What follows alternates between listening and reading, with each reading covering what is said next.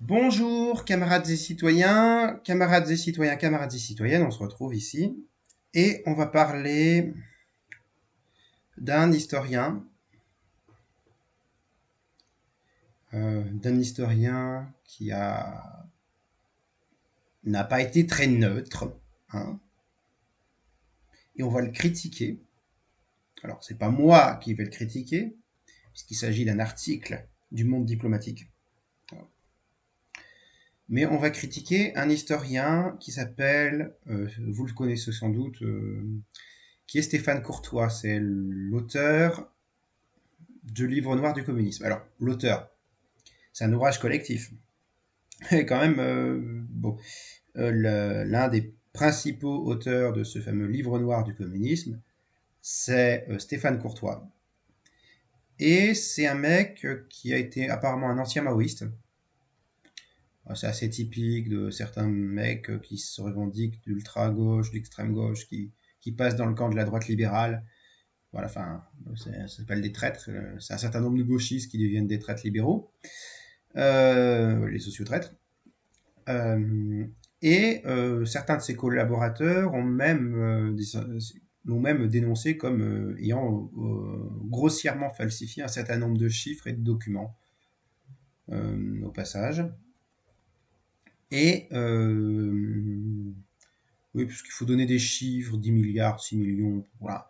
Les chiffres, vous savez, on peut leur faire dire ce qu'on veut, on peut les gonfler, surtout quand on est du côté de l'idéologie dominante, hein. Quand on est du côté du capital, ben, voilà. Quand on a la presse bourgeoise dans sa poche, bon. Là, il se trouve que le monde diplomatique fait partie des quelques médias qui sont capables de produire un travail de qualité, un travail critique de qualité, malgré l'hégémonie culturelle de la bourgeoisie. Et là, mais bon, et qu'il y a encore effectivement des intellectuels honnêtes. Enfin, je l'espère que ça va pas se tarir trop se tarir. Et c'est un article de Gilles Perrault. Il s'appelle Gilles Perrault, ouais, le nom de l'auteur. Gilles Perrault, ouais. Et c'est un article que je vais vous lire, qui a pour objet c'est un article du Monde Diplo, du coup, qui a pour objet de débunker un peu ce fameux livre noir du communisme, hein, qui est un niveau de propagande absolument terrible. Donc, lecture de l'article. Alors, Monde diplomatique, loin de l'histoire, une opération à grand spectacle. Communisme, les falsifications d'un livre noir.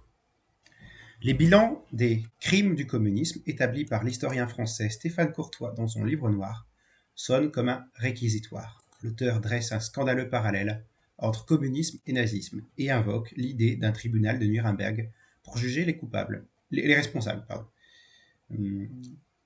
Pour juger les responsables. Qu'importe que les chiffres cités soient manipulés, voire faux, que plusieurs co-auteurs se soient dissociés de Stéphane Courtois, nombre de journalistes, sans avoir pris la peine de lire le livre, en fait une éloge dithyrambique. Longtemps après, les chiffres restent approximatifs et ne fournissent guère qu'un ordre de grandeur. Pour la répression de Sétif, 1945, les estimations vont de 6 000 à 45 000 morts. À Madagascar, 1947, il y aurait eu 80 000 victimes. En Indochine, 1946-1954, les chiffres varient selon les sources de 800 000 à 2 millions de morts. Et en Algérie, 1954-1962, de 300 000 à 1 million. Même sans tenir compte de la Tunisie et du Maroc, et en s'abstenant d'évoquer les responsabilités françaises dans des catastrophes plus récentes, comme le génocide rwandais, cette sinistre comptabilité atteste que si l'on rapporte le nombre de ses victimes à celui médiocre de sa population, la France se place dans le pelon de tête des pays massacreurs de la seconde partie du siècle. Elle persévéra avec tant d'obstination que l'observateur pourrait en déduire que le crime était ontologiquement lié au régime politique en place. Car c'est bien de crime qu'il faut parler. La répression menée pendant 2 décennies sur 2 continents présentent les caractéristiques du crime contre l'humanité, tel que défini par le nouveau code pénal français. Pratique massive et systématique d'exécution sommaire, d'enlèvement de personnes suivies de leur disparition, de la torture ou d'actes inhumains. La seule organisation politique d'importance à se dresser contre cet enchaînement aussi cruel qu'imbécile fut le Parti communiste français. La mémoire de ces vétérans est peuplée des souvenirs d'une lutte difficile menée dans une solitude presque absolue. En face, ce passé-là passe très aisément. Et M. François Bayrou, héritier politique d'une démocratie chrétienne impliquée plus qu'aucune autre formation dans la répression colonialiste, ne s'engombrait pas de réminiscences importunes lorsqu'il brandissait, à la Chambre, le livre noir du communisme vers le bord opposé de l'hémicycle. La mémoire peut être à géométrie variable. Tordre les faits. Un livre, des livres, un assemblage hétéroclite auquel l'introduction et la conclusion de Stéphane Courtois, maître d'œuvre, s'emploient avec vigueur à donner du sens. Excusez-moi, je fais une petite pause.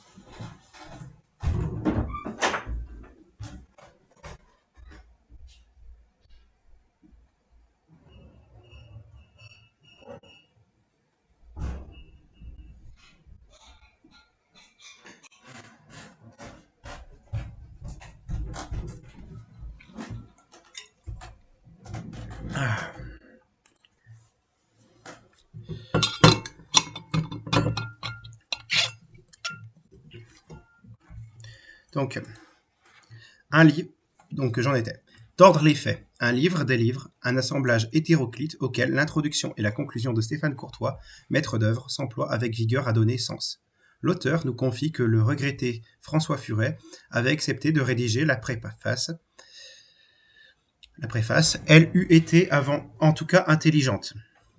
Stéphane Courtois relève d'une autre pratique. Son texte consacre l'irruption de la technique publicitaire dans la démarche historienne. Aussi, appréciant à sa juste valeur le choc des photos, déplore-t-il longuement la pauvreté iconographique de l'ouvrage. Ces postulats atteignent sans effort à l'efficacité du slogan « Le communisme porte en lui la terreur comme la nuée l'orage ». C'est inscrit depuis toujours et à jamais dans son code génético-politique. Thomas More, auteur d'Utopia, décapité en 1535 sous Henri VIII, n'a-t-il pas un monument à sa gloire sous les murs du Kremlin? Plutôt que d'inscrire à l'inventaire des crimes sans commentaire la déportation des Allemands de la Volga en 1941, n'eût-il pas été équitable d'indiquer que des considérations d'ordre stratégique évidentes pouvaient lui donner au moins un début de justification à l'heure où le pays luttait pour sa survie? Après tout, les États-Unis internèrent sans autre forme de procès pendant toute la durée de la guerre des milliers d'immigrés japonais, souvent installés de très longue date et qui ne présentaient assurément pas le même danger potentiel. Tant d'acharnement obsessionnel déconcerte. Les raisons de s'horrifier ne sont-elles pas suffisantes? L'instrumentalisation propagandiste des victimes ne marque-t-elle pas du mépris pour leur souffrance? C'est que Stéphane Courtois a fixé à sa campagne une cible ambitieuse. Sachant que les crimes nazis, et notamment la tentative d'extermination des Juifs d'Europe, s'inscrivent dans la mémoire collective comme l'abomination absolue, il veut établir une analogie entre nazisme et communisme. Avec 25 millions de victimes pour l'un et une évaluation de 100 millions pour l'autre, la preuve serait apportée que le second est 4 fois plus criminel que le premier. Certes, les victimes ne se comparent pas. Juifs et tziganes furent assassinés en tant que tels.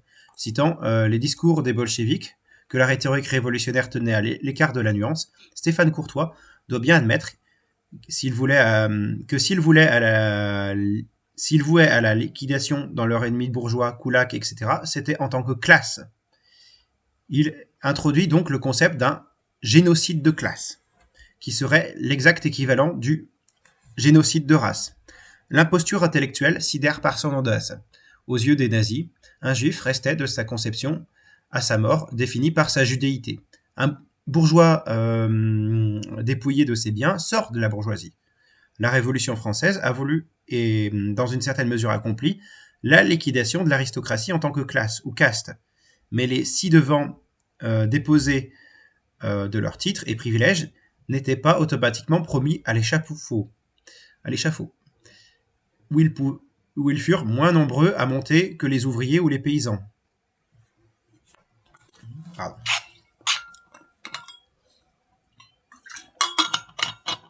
Stéphane Courtois écrit « La mort de faim d'un enfant de koulak ukrainien, délibérément acculé à la famine par le régime stalinien, vaut la mort d'un enfant juif du ghetto de Varsovie acculé à la famine par le régime nazi.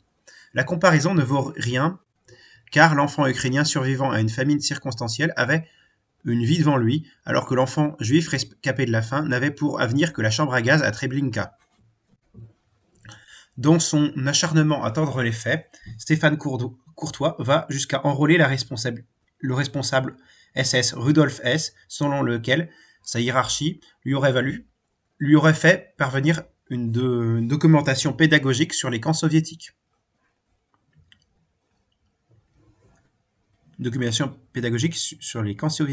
Mais Rudolf Hess a écrit un camp sans précédent ni équivalent, Auschwitz, qu'aucun être censé se serait songé à comparer aux pires établissements du goulag. Quoi qu'il en est, Stéphane Courtois et ses semblables buteront toujours sur l'irréductible singularité de la Shoah.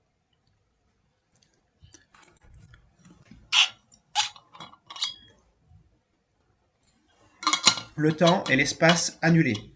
Avec Nicolas Werf, qui consacre plus de 250 pages, un livre dans le livre, aux violences, répression, terreur en Union soviétique, nous quittons une littérature évoquant la pire agite-prop des années 30 et réintégrons avec soulagement l'histoire.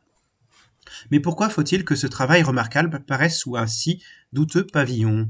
Pourquoi surtout s'être fourvoyé dans un projet à ce point réducteur ?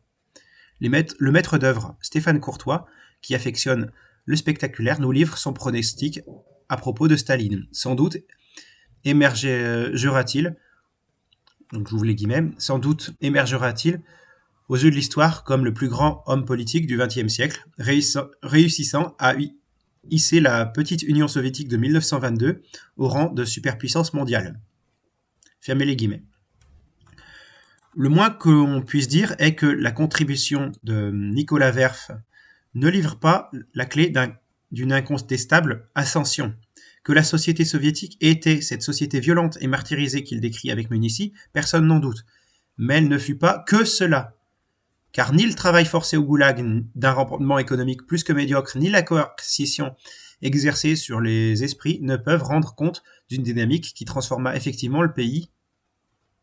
Limiter l'histoire de l'URSS à celle de la terreur est aussi réducteur, toute proportion gardée, qu'une histoire de la 4ème République qui ne traiterait que de ses turpitudes coloniales en négligeant le fait que ce malheureux régime sut par ailleurs ragaillardir et lancer sur la voie de la prospérité une France épuisée par la guerre et l'occupation.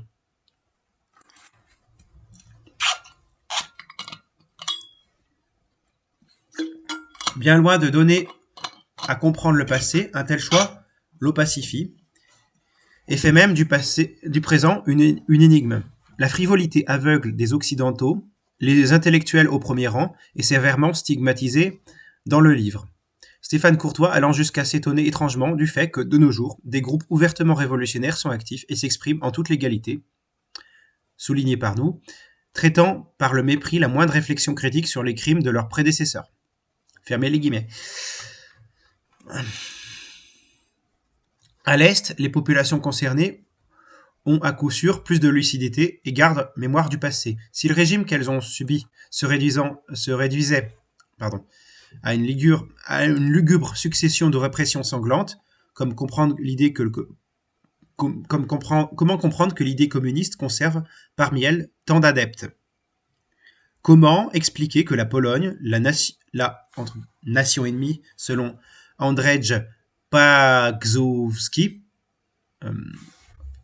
entre guillemets, désolé si je prononce mal le nom, reprends le texte, nous rappelle les très rudes épreuves, les très rudes épreuves est une poignée d'années après l'implosion du bloc soviétique, élu le plus démocratiquement le plus démocratiquement du monde, un président et une majorité parlementaire néo-communiste. Que dire enfin d'un esprit de système qui annule le temps et l'espace? Pour le maître d'œuvre, l'idéologie communiste doit être toujours et partout la responsable unique d'une terreur monotone.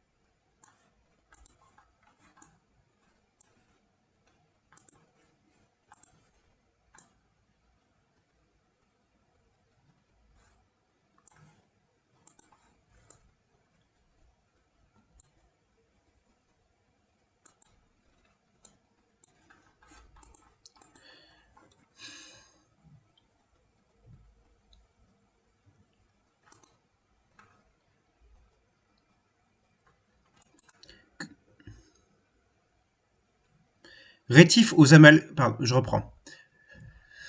Que dire enfin d'un esprit de système qui annule le temps et l'espace? Pour le maître d'œuvre, l'idéologie communiste doit être toujours et partout la responsable unique d'une terreur monotone. Rétif aux amalgames sommaires. Jean-Louis Margolin indique l'importance de la tradition confucéenne dans les pays communistes d'Asie, Cambodge excepté, et souligne son rôle spécifique dans leur histoire récente, y compris dans ses aspects les plus tragiques. Pascal Fontaine aurait pu, s'agissant de Cuba, rappeler la tradition régionale du caudillisme que François Maspero a parfaitement mise en lumière à propos de Fidel Castro. Par quelle aberration peut-on enfin englober dans la même condamnation des sandinistes nicaraguayens qui remirent démocratiquement en jeu leur pouvoir et les fous furieux du sentier lumineux? Un grand absent, l'adversaire. Chaque expérience communiste est décrite comme si elle se déroulait en vase clos, coupée du monde extérieur. Pourquoi Nicolas Werf s'abstient-il d'évoquer l'interventionnisme étranger acharné à juguler la jeune révolution bolchevique? S'il est un événement central dans l'histoire de Cuba, c'est bien la tentative de débarquement en 1961 d'une force d'invasion inspirée et armée par la plus grande nation du monde. Elle rend compte, par exemple, du quadrillage de l'île par les comités de la défense de la Révolution, CDR. Mais l'épisode majeur de la baie des cochons n'est mentionné que pour nous apprendre que Castro s'en servit comme prétexte pour interdire trois petits points, la revue Quincenia. La Quincenia. Pardon. La volonté américaine d'en finir à tout prix avec l'expérience sandiniste, y compris en bloquant les ports par des champs de mines n'est pas une seule fois évoqué. On sait pourtant combien le complexe d'encerclement, l'intervention étrangère et le blocus offrent un terreau fertile à la paranoïa répressive. Leur évacuation permet sans doute aux auteurs de décrire des forces du mal révélant leur essence intrinsèquement perverse face à un monde s'astreignant strictement au rôle du spectateur horrifié ou passif. Mais l'escamotage annule une dialectique qui forme la trame même de l'histoire et sans laquelle elle devient cette histoire contée par un idiot, pleine de bruit et de fureur qui ne signifie rien. Autre absent, le facteur humain. Faut-il redire, après tant d'autres, que les militants communistes adhéraient à un projet qui se voulait universel et libérateur? Que cet idéal ait été dévoyé ne retire rien à leur motivation. Elles suffirent, à elles seules, à les différencier de leur adversaire nazi, dont le programme affiché consistait à soumettre à une race déclarée supérieure des peuples tenus pour inférieurs et condamnés à l'asservissement quand ils n'étaient pas voués à l'extermination. Un nazisme acceptable pour l'humanité n'est pas concevable. Il y a une contradiction dans les termes. Même le bilan terrifiant des victimes accumulées par la perversion de l'idéal communiste ne parvient pas à abolir l'espoir dont il fut porteur à travers le monde. Sans doute l'histoire de l'internationale communiste possède-t-elle ses chapitres noirs, mais la réduire au schéma expéditif qu'en donnent Stéphane Courtois et Jean-Louis Panet ressortit à la caricature.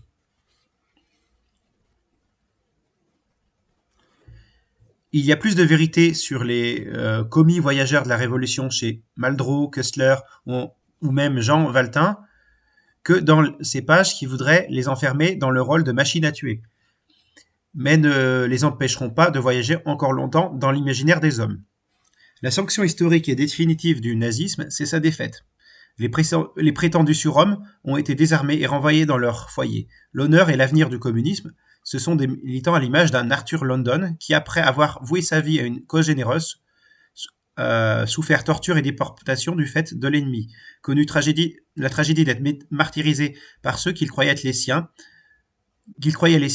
rompus par une mécanique impitoyable et en ressorti pourtant fidèle à l'idéal de sa jeunesse.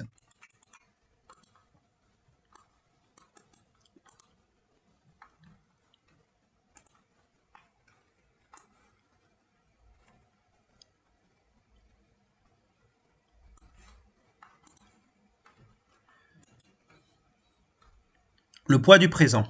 Quant au livre noir, il s'écrit tous les jours sous nos yeux et dans nos vies. Population courbée sous la dictature des marchés financiers, chômage ravageur, guerre tribale, déclenchée avec cynisme pour prendre le contrôle par-delà les fantoches locaux, des richesses du sous-sol, diktat économique imposé par les institutions internationales et qui, en réduisant drastiquement les dépenses publiques consacrées à la santé, font chuter l'espérance de vie. Innombrables migrants condamnés à l'exil pour s'échapper à une condition désespérée.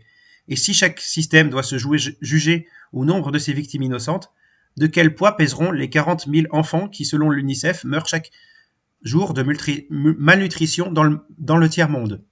Le malheur des hommes mérite mieux qu'un livre tapageur. L'espérance d'y remédier exige davantage qu'une opération de propagande. Donc, Gilles Perrault. Alors bon, excusez-moi si j'ai un peu cafouillé sur quelques passages de l'article. Mais je tiens à vous dire, l'article, je le mets en description. Hein. Comme pas mal d'articles, comme la plupart des articles, tous les articles dont je vous fais lecture, je vous les mets en description. Donc je vais vous le mettre en description. Alors, vous me direz ce que vous en pensez dans les commentaires de cet article. Moi, ça me semble assez intéressant de pouvoir avoir des gens qui luttent contre la désinformation générée par la bourgeoisie. La bourgeoisie défend ses intérêts de classe, donc elle va vouloir forcément dire que le communisme c'est terrible. On va assister, on va dire des trucs. Ah, Marx il coûte cher avec sa servante, qu'est-ce qu'on en a à foutre en fait, ou ce genre de conneries en fait. Oulala, oh Lénine, il aurait eu la vérole, j'ai cru comprendre, machin. Qu'est-ce qu'on en a à foutre? Ensuite, on nous raconte les morts du communisme, on exagère les chiffres, on prend pas en compte, par exemple, le fait, dans les morts du communisme, les morts, les gens qui sont morts, qui ont donné leur vie pour la cause communiste, pour les révolutionnaires qui sont morts en martyrs de la révolution. Ou les mecs de l'armée rouge qui sont morts pour nous libérer, en fait, nous autres occidentaux qui aimons la démocratie libérale. Enfin, j'aime pas trop la démocratie libérale parce que elle n'est pas libérale. En fait, j'aime la partie démocratie, mais sans le libéral, voilà. La démocratie marché, c'est pas la démocratie, bon, c'est autre chose, hein. C'est-à-dire quand on achète les politiques, quand le capital achète les politiques, ou qu'il n'a pas juste ses copains qui sont directement dans les partis, bah, ouais, on peut pas dire que ce soit très démocratique. Ça, c'est un autre point. Mais le fait de vivre, entre guillemets, en démocratie, de pas être sous un régime nazi ou fasciste, c'est grâce à une URSS qui s'est battue qu'on soit libre des griffes des fascistes. Et ne pas et vouloir faire de l'URSS une légende noire absolument dégueulasse, de type Staline pire qu'Hitler, hein, c'est ridicule, c'est faux, c'est abject, c'est. Mais voilà, si on reprend Stéphane Courtois, c'est un ancien maoïste, apparemment. C'est un mec qui, dans sa jeunesse, aurait été ancien maoïste. C'est le type de gauchiste qui trahit pour devenir un ultra-libéral. Un peu comme Cohn-Bendit et consorts. Et ces gens-là sont ce qu'il y a de pire, hein, les gens comme Stéphane Courtois. Sont des libéraux, c'est typiquement, bon, moi, s'il y avait une révolution communiste et que Stéphane Courtois y passait, je le mettrais pas dans les victimes innocentes. Vous voyez, je mettrais dans les bourgeois qui sont liquidés à raison. Et d'ailleurs, voilà, j'insiste sur le passage dans lequel un bourgeois, on n'a pas, il n'y a pas d'essentialisme dans la pensée communiste. Contrairement à la pensée nazie, vous savez, vous êtes juif, vous naissez juif, vous êtes coupable. Bon, c'est complètement con de persécuter quelqu'un pour ses croyances religieuses ou sur une classification raciale, mais bon, c'est leur façon de fonctionner à ces gens-là qui est abjecte. Voilà. Et un bourgeois, il n'est pas par essence bourgeois. On peut effectivement retirer ses biens et il est plus bourgeois. Et il peut même se racheter et devenir un bon citoyen. Hein, voilà. Bon, le problème, c'est que effectivement, quand depuis l'enfance, on lui a mis enfoncé dans le crâne qu'il valait plus qu'un prolo de base, ses privilèges de classe, il va pas vouloir y renoncer. Voilà, et enfin voilà, vraiment comparer la notion de race, qui est une abjection et qui est anti-scientifique, qui est humainement abjecte, qui est enfin avec la classe sociale qui est un fait. Hein, vous avez qui est fait, un fait constatable tous les jours. Hein, vous avez ces dames en manteau de fourrure, ces mecs avec des voitures qui ont, bon, des mecs qui ont plus scientifiquement parlant que le niveau de vie, la place dans l'appareil de production, c'est d'ailleurs les gens qui possèdent les capitaux, ceux qui ne le possèdent pas, c'est vide, c'est logique, ça tient. Les discours sur la race, en revanche, c'est autre chose. Hein, c'est la raciologie étant une pseudo-science. En revanche, l'économie politique, ça, c'est autre chose. Hein. Et voilà, comparer l'économie politique de Marx, qui est le vol de la plus-value par le capital, au délire raciste des nazis, c'est aberrant. Et Stéphane Courtois, c'est vraiment une. Excusez-moi, j'ai pas envie d'être vulgaire. Il ne mérite même pas que. Pas mes insultes. C'est minable.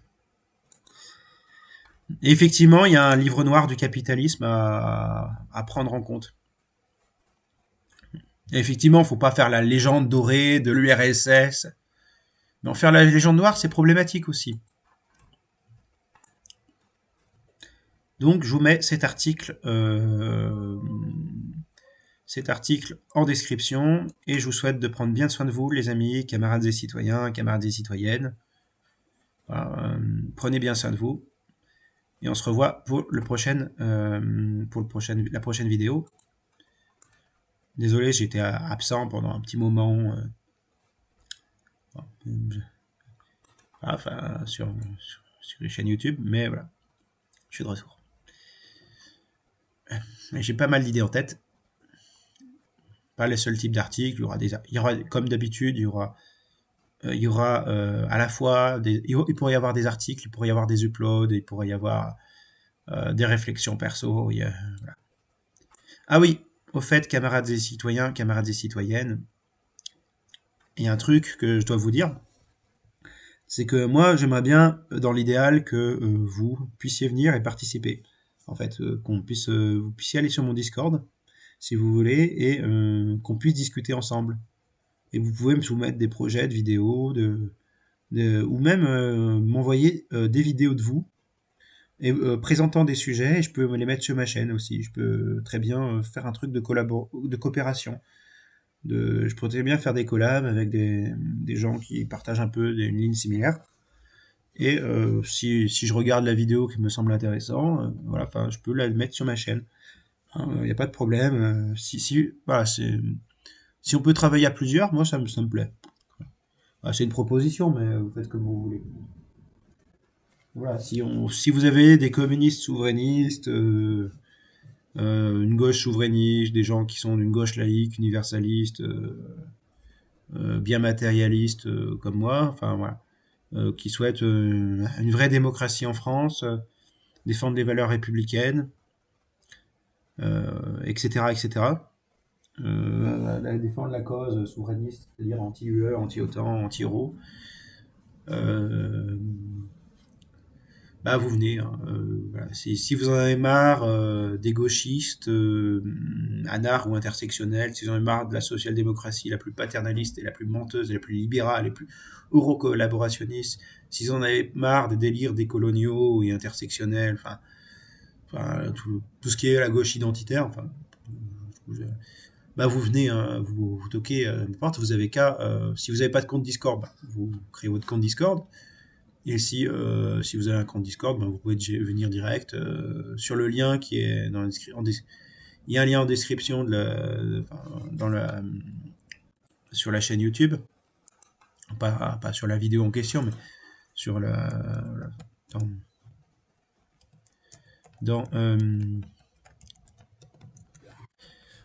ça doit être dans communauté, oui. Ça doit être dans à propos de la chaîne, ouais. Enfin, voilà, et on se parle et ça sera cool. Voilà. Ben, prenez soin de vous, camarades et citoyens, camarades et citoyens, camarades et citoyennes. Et à la prochaine. Bye bye. L'envie prospère. Raison égalité, nous vaincrons. Ah oui, ça c'est. Ok.